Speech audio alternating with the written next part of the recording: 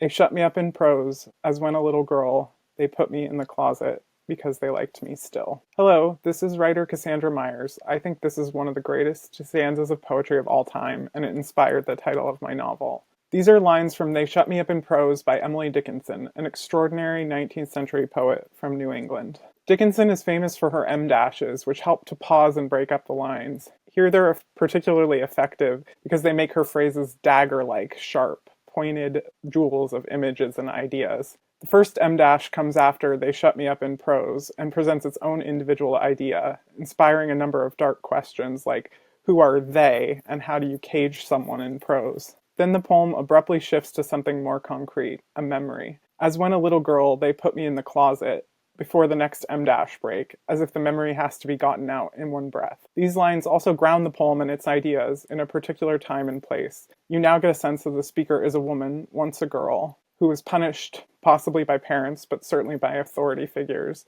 and that she's drawing a link from the punishment of being shut up in prose to being shut up in a closet.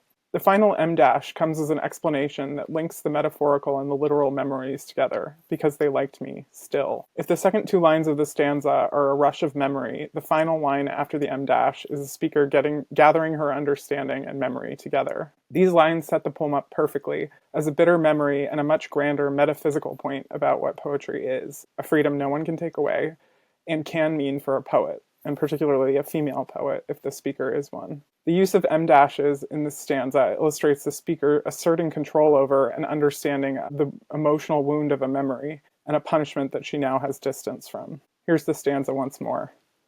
They shut me up in prose, as when a little girl, they put me in the closet because they liked me still.